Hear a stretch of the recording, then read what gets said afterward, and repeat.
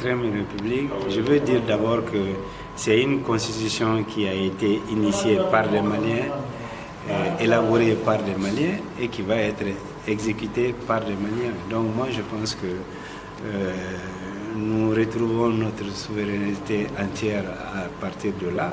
Maintenant, dans l'exécution, disons que la nouvelle constitution, elle va apporter, en tout cas pour moi, une réorganisation totale des pouvoirs qui sont les pouvoirs non seulement de la première institution qui est la présidence de la République, du Sénat,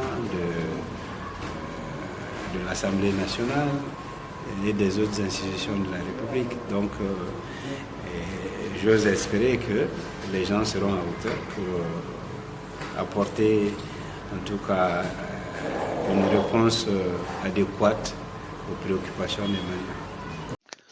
Oui, bon, les élections référendaires ont eu lieu.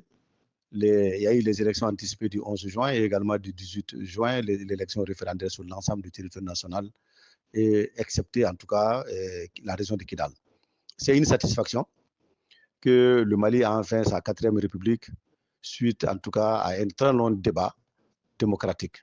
Chacun a pu, n'est-ce pas, exprimer ses arguments, le oui comme le non, et le oui l'a emporté.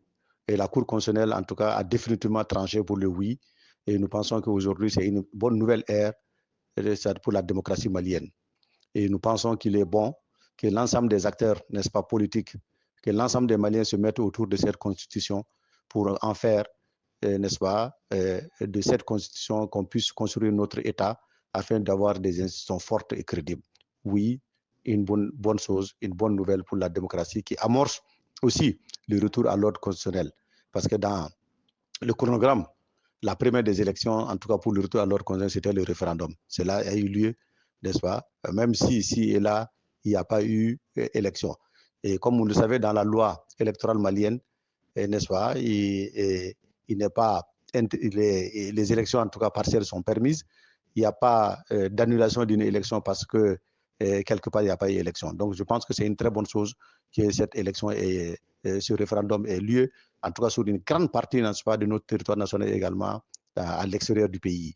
Donc, les Maliens se sont exprimés et cette volonté, n'est-ce pas, des Maliens et des Maliennes doit être respectée par l'ensemble des acteurs. Merci beaucoup. Moi, depuis fort longtemps, on avait décrié vraiment sur la citation de la convocation d'un collège.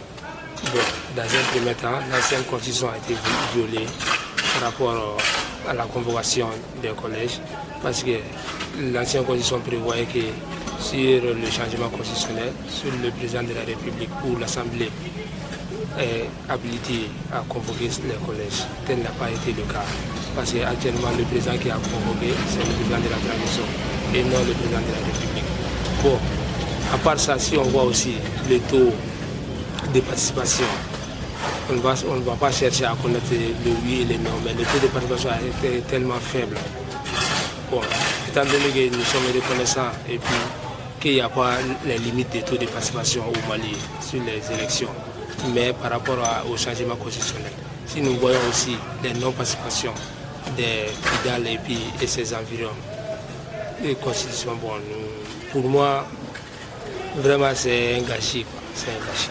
On ne peut rien dire plus que ça. Par rapport au résultat obtenu par le référendaire, on peut dire que le résultat est satisfaisant et que les Maliens sont sortis de façon volontaire et indépendante et massivement sont sortis massivement pour voter la 4e République le 8 avec un taux de participation moins de 40%. Donc je pense bien que, moins de 50%, je pense bien que les Maliens ont pris cette 4e République à bras le corps, comme les acteurs politiques l'ont fait. Ils ont fait la mobilisation, comme le M5 RFO aussi l'a dit.